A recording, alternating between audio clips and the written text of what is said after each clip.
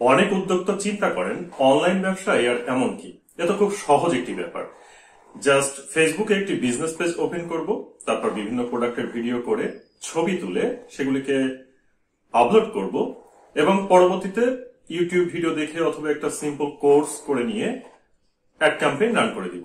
বিশ্বাস করুন, dual currency card add করে অ্যাড ক্যাম্পেইন রান করা বা অ্যাড অ্যাকাউন্ট কিনে একটা অ্যাড ক্যাম্পেইন রান করা, এটা কিন্তু খুব একটা কঠিন কাজ নয়, যে কেউ এটিকে করতে পারবে। কিন্তু প্রবলেমটা হলো যে যদি কেউ এটাকে বেস্ট প্র্যাকটিস অর্থাৎ মার্কেটিং এর প্রপার গাইডলাইন গুলো মেনে করতে চায়, তাহলে ব্যাপারটি এতটা সহজ নয়। কারণ অনলাইনে ব্যবসা করতে গেলে বিভিন্ন টুলস অ্যান্ড টেকনোলজি গুলো সম্পর্কে আপনাকে অ্যাটলিস্ট ধারণা রাখতে হবে। আপনি যদি এক্সপার্ট নাও হয়ে থাকেন বা এক্সপার্ট না হতে চান, সেখানে কোনো প্রবলেম নেই, বাট আপনাকে অ্যাটলিস্ট ধারণা রাখতে হবে। অনেকেই আছেন যারা ল্যান্ডিং পেজ বা ওয়েবসাইটের মাধ্যমেও কিন্তু ক্যাম্পেইন রান করছেন, শুধুমাত্র ফেসবুক পেজের মধ্যে সীমাবদ্ধ নেই। তো আমরা তাদেরকে অনেকটা স্মার্ট বলি, কারণ বর্তমান যুগে আসলে ল্যান্ডিং পেজ বা ওয়েবসাইটের মাধ্যমে যদি ব্যবসা না করা যায়, সেটাকে আসলে বেস্ট প্র্যাকটিস বলা হয় না। কিন্তু দেখা যাচ্ছে যে ল্যান্ডিং পেজ বা ওয়েবসাইটের মাধ্যমে ব্যবসা করার পরেও বা অ্যাড ক্যাম্পেইন রান করার পরেও কিন্তু ম্যাক্সিমাম মানুষই বলছেন যে তাদের সেলস সেভাবে জেনারেট হচ্ছে না বা বিভিন্ন প্রবলেম হচ্ছে। তো এটা নিয়ে কিন্তু অসংখ্য মেসেজ বা প্রতিদিন কনভারসেশন হয় অনেক কাস্টমারের সাথে বা আমাদের যারা ভিউয়ার্স রয়েছেন আপনাদের সাথে। এর কারণও আছে, কারণ হচ্ছে কিন্তু আমরা ইউটিউব ভিডিও দেখে বেসিক্যালি একটা সিদ্ধান্ত নিয়ে ফেলি যে আমাদের একটি ল্যান্ডিং পেজ তৈরি করতে হবে বা ওয়েবসাইট তৈরি করতে হবে, এবং তারপর আমরা সেটাকে রেডি করে, এবং আমরা ম্যাক্সিমাম ক্ষেত্রে কিন্তু চিপ রেটে জিনিসপত্র খুঁজি, যে কারণে আসলে প্রপার যে সার্ভিস বা আমাদের যে বেস্ট প্র্যাকটিস যে সমস্ত জিনিসগুলো, সেগুলি কিন্তু অনেক সময় অনেক এজেন্সি প্রোভাইড করে না। কারণ করতে চাইলেও হয়তো বা করতে পারে না, কারণ সেখানে এই প্রাইজিং এর একটা ইস্যু থাকে। আর আমাদেরও যে বিষয়টা সেটা হচ্ছে যে আমরা অনেক সময় জানি না বিধায় ওই জিনিসগুলোকে বুঝে নিতে পারি না। তো আজকে এই ভিডিওর মাধ্যমে শেয়ার করতে চলেছি একটি ল্যান্ডিং পেজের ক্ষেত্রে বেস্ট প্র্যাকটিস কোনগুলা, অর্থাৎ একটা ল্যান্ডিং পেজ তৈরি করতে গেলে যে সমস্ত বেস্ট প্র্যাকটিস গুলো প্রয়োজন হয়, সেই জিনিসগুলোকে আজকে ভিডিওর মাধ্যমে আপনাদেরকে শেয়ার করার চেষ্টা করব। একটি ল্যান্ডিং পেজ থেকে কিভাবে কোটি টাকার উপরে সেলস জেনারেট করা যায় তার একটি বাস্তব প্রমাণ দেওয়ার ট্রাই করব ভিডিওর শেষ অংশে। কিন্তু ভিডিওটি শুরু করার আগে আমার মনে হয় একটা বিষয় আপনাদেরকে একটু ক্লিয়ার করা প্রয়োজন, সেটি হচ্ছে ল্যান্ডিং পেজ জিনিসটা আসলে কি। আমরা দুটি ওয়ার্ডকে যদি একটু আলাদা করে ফেলি, ল্যান্ডিং এবং পেজ, শুরুতে ল্যান্ডিং, তাই না? তো ল্যান্ডিং জিনিসটা কি? আমরা দেখবেন যে প্লেন বা বিমানের ক্ষেত্রে অনেক সময় বলছি যে বিমান ল্যান্ড করেছে বা ল্যান্ড করেছি। ল্যান্ড করেছি মানে কি? অবতরণ করা, তাই না? মানে আপনি যেখানে নামছেন। ওয়েবসাইটের ক্ষেত্রে তাহলে ল্যান্ডিং বিষয়টা কি? ওয়েবসাইটের ক্ষেত্রে ল্যান্ডিং বিষয়টা হচ্ছে যে আপনি যেখানে বা আপনাকে যেখানে নিয়ে যাওয়া হচ্ছে, আপনি যেখানে যাচ্ছেন বা আপনাকে যেখানে নিয়ে যাওয়া হচ্ছে। আপনারা দেখে থাকবেন যে ক্যাম্পেইন করার ক্ষেত্রে একটি সিটিএ বাটন থাকে, সেখানে লেখা থাকে গেট অফার, লার্ন মোর বা অর্ডার নাও। এই সমস্ত বাটন গুলোতে ক্লিক করার পরে আপনাকে যে পেজে নিয়ে যাওয়া হয়, বেসিক্যালি যে পেজে আপনি যান সেটাই হচ্ছে ল্যান্ডিং পেজ। ওয়েবসাইটে যে ল্যান্ডিং পেজ থাকতে পারবে না বিষয়টা কিন্তু এমন নয়। অনেকে আবার ল্যান্ডিং পেজকে ওয়ান পেজ ওয়েবসাইট সেটা চিন্তা করেন। ওয়ান পেজ ওয়েবসাইট যেটা, অবশ্যই সেটা ল্যান্ডিং পেজ, কিন্তু ওয়েবসাইটের ক্ষেত্রে কিন্তু ল্যান্ডিং পেজ হতে পারে। ধরে নিলাম একটা ওয়েবসাইটে অনেকগুলো প্রোডাক্ট রয়েছে, তো অনেকগুলো প্রোডাক্ট থেকে আপনি একটা প্রোডাক্ট মার্কেটিং করছেন, অর্থাৎ একটা ইউআরএল দিয়ে আপনি প্রোডাক্টের মার্কেটিং করছেন। লিঙ্কে ক্লিক করে যদি ওই পেজে চলে যায়, তখন কিন্তু সেটাও আবার ল্যান্ডিং পেজ। অর্থাৎ মূলত কথা হচ্ছে যে পেজে ল্যান্ড করবে ওটাই হচ্ছে মূলত ল্যান্ডিং পেজ। এখন কি কি বিষয় থাকতে হয় একটা ল্যান্ডিং পেজে, আসুন দেখি। শুরুতে যে জিনিসটি আপনাকে খেয়াল রাখতে হবে সেটি হচ্ছে একটি ল্যান্ডিং পেজের লোডিং টাইম, অর্থাৎ একটি ল্যান্ডিং পেজ কত সময়ের মধ্যে লোড হচ্ছে সে বিষয়টি খুবই ম্যান্ডেটরি। আর এক্ষেত্রে ল্যান্ডিং পেজের স্ট্যান্ডার্ড লোডিং টাইম হচ্ছে 3 থেকে 5 সেকেন্ড। এরপরে রয়েছে ভ্যালু প্রপোজিশন। ভ্যালু প্রপোজিশন জিনিসটা কি? প্রোডাক্ট বা সার্ভিস কি সেই বিষয়টি কিন্তু ল্যান্ডিং পেজে খুবই ক্লিয়ার করতে হবে।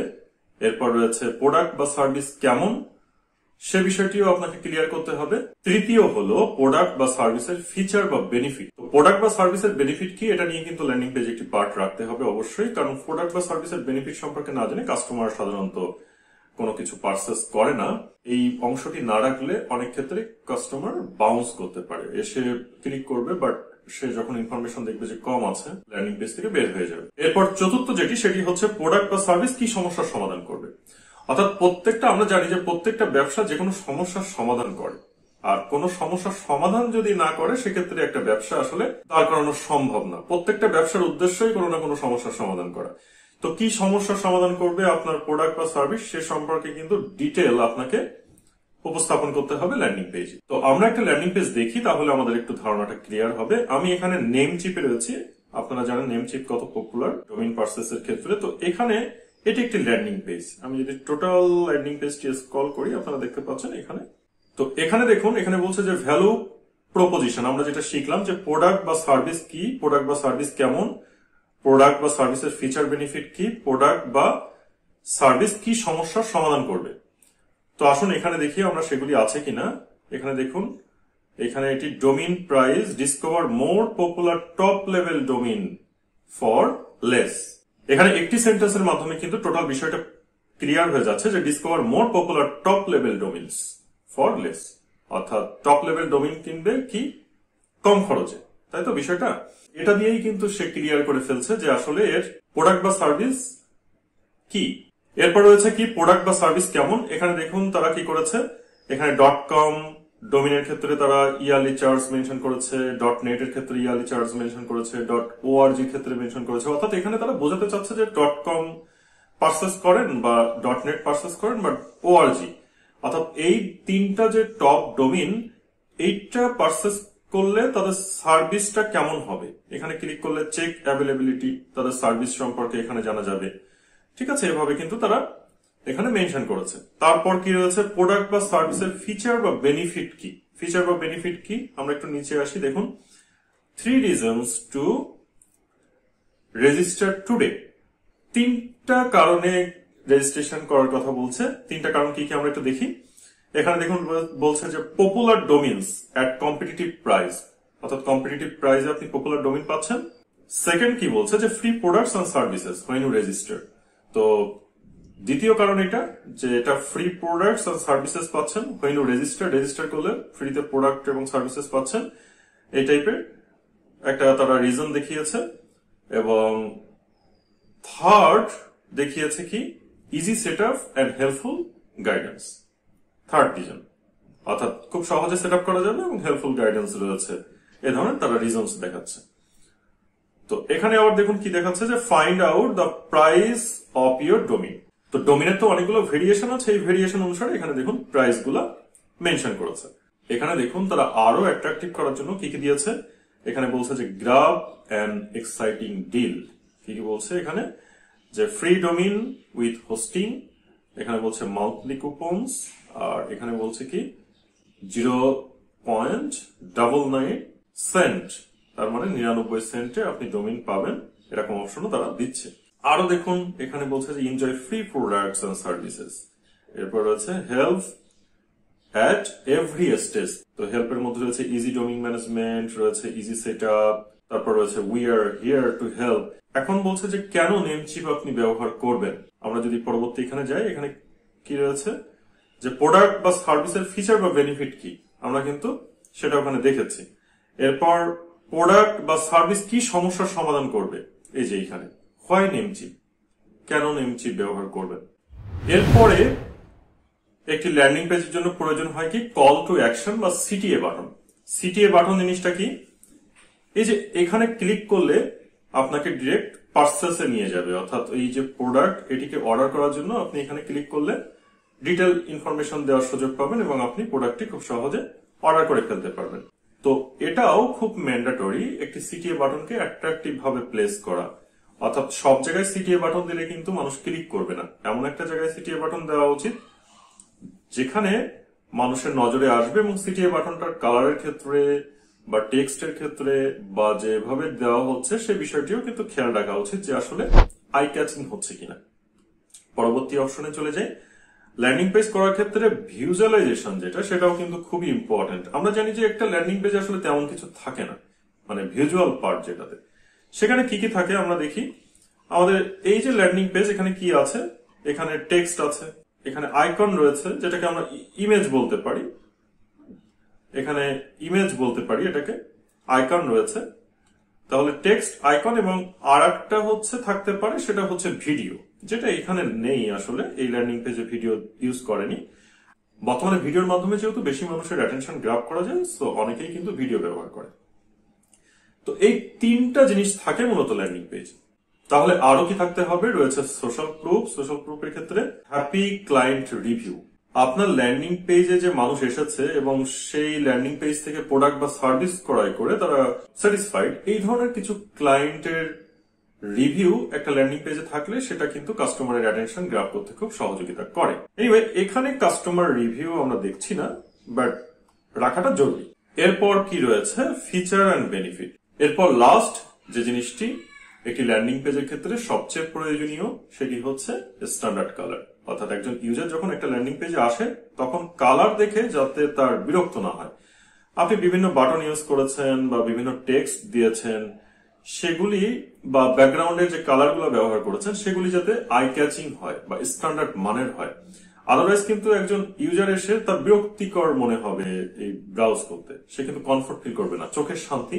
এই কালার কন্ট্রাস্টের বিষয়টা কিন্তু এই ল্যান্ডিং পেজের মধ্যে রাখতে হবে। আমরা যদি শুরু থেকে আবার একটু রিক্যাপ করি, তাহলে আমাদেরকে একটি ল্যান্ডিং পেজ তৈরি করার ক্ষেত্রে খেয়াল রাখতে হবে loading time, value proposition, call to action, visual, social proof, feature and benefit এবং স্ট্যান্ডার্ড কালার। এই কয়েকটা জিনিস কিন্তু অবশ্যই ম্যান্ডেটরি। এছাড়া আরো বেশ কিছু বিষয় রয়েছে, বাট সেগুলি থেকে এই বিষয়গুলো খুবই ম্যান্ডেটরি একটি ল্যান্ডিং পেজ তৈরি করার ক্ষেত্রে। তো আসুন এখন আমরা দেখে নিই যে একটি ল্যান্ডিং পেজ থেকে আসলে কি কোটি টাকা সেলস সম্ভব কিনা জেনারেট করা। তো আপনারা দেখতে পাচ্ছেন আমি এক্সেল শিটে রয়েছে এবং এই এক্সেল শিটটি মূলত অর্ডার জেনারেট হওয়া এক্সেল শিট। অর্থাৎ একটি ল্যান্ডিং পেজ থেকে যে অর্ডার গুলো এসেছিল সেই অর্ডার গুলো একটা এক্সেল শিটে রাখা হয়েছে। তো এখানে যদি আমরা এই কলাম থেকে শুরু করি, লাইক আমি একটা ক্যালকুলেটর নিয়ে নিই তাহলে সুবিধা হবে। একটা ক্যালকুলেটর ওপেন করি এখান থেকে, দেন এখানে আমরা এখান থেকেই নেই। এখানে দেখতে পাচ্ছেন আপনারা 2024 সালে কিন্তু এটি, হ্যাঁ 2024 সালে 47,980। এর আগেও কিন্তু অর্ডার রয়েছে, অর্থাৎ এই 47,980 পর্যন্ত কিন্তু অর্ডার অলরেডি আছে, বাট আমি জাস্ট রিসেন্টলি রেকর্ডটি আপনাদেরকে দেখানোর ট্রাই করছি। তো 47,980 থেকে আমি যদি একটু স্ক্রল করি আর নিচে যাই, আমি এখানে স্টপ করলাম, অর্থাৎ লাস্ট পর্যন্ত এখানে 6/9/2024 পর্যন্ত হিসাব এসেছে। তো আমি এই পর্যন্ত স্টপ করছি। কত? 49,457। এখান থেকে মাইনাস করি 49,457, তাই না? তাহলে মাইনাস কত এসেছে? 1477। অর্থাৎ এখানে 1477টি অর্ডার জেনারেট হয়েছে। প্রত্যেকটা প্রোডাক্টের প্রাইস ছিল অলমোস্ট 700 টাকার মতো। তো 700 টাকা দিয়ে যদি গুণ দেই টোটাল কত হলো, তাহলে এখানে আমরা দেখতে পাচ্ছি 1,33,900 টাকার অর্ডার এখানে জেনারেট হয়েছে এই এক্সেল শিট থেকে। আসলে প্রকৃত সংখ্যাটা আরো বেশি, কারণ আমি একটা মাঝখান থেকে র্যান্ডম সংখ্যা চয়েস করেছি এবং এন্ড পর্যন্ত সিলেক্ট করেছি। তো প্রকৃতপক্ষে এই সেলস পেজ থেকে কিন্তু কয়েক কোটি টাকা সেলস হয়েছে। তো বাস্তব প্রমাণ এটাই যে আসলে একটি সেলস পেজ থেকে কোটি টাকার উপরে সেলস করা সম্ভব, সেটা আপনাদেরকে দেখিয়ে দেওয়ার ট্রাই করলাম। তো ভিডিওটি আপনাদের কাছে কেমন লেগেছে সেটি কমেন্ট বক্সে কমেন্ট করে জানাবেন। যদি ভিডিওটি ভালো লেগে থাকে অবশ্যই ভিডিওটিতে একটি লাইক করবেন, বন্ধুদের মাঝে ভিডিওটি শেয়ার করে দিবেন। চ্যানেলে প্রচুর পরিমাণে ফেসবুক মার্কেটিং রিলেটেড ভিডিও রয়েছে। আপনি যদি নতুন দর্শক হয়ে থাকেন চ্যানেলটি ঘুরে আসুন, হয়তো বা যে কোনো ভিডিও আপনার জন্য ইফেক্টিভ হবে। আপনি নতুন দর্শক হয়ে থাকলে রিকোয়েস্ট করবো চ্যানেলটি সাবস্ক্রাইব করে পাশে থাকা বেল আইকনটি অন করে রাখতে, তাহলে পরবর্তীতে যে কোনো নতুন ভিডিও আপলোড করলে আপনারা নোটিফিকেশন পেয়ে যাবেন। দেখা হবে পরবর্তীতে অন্য কোনো নতুন ভিডিও নিয়ে। তত সময় ভালো থাকুন, সুস্থ থাকুন। Thank you very much.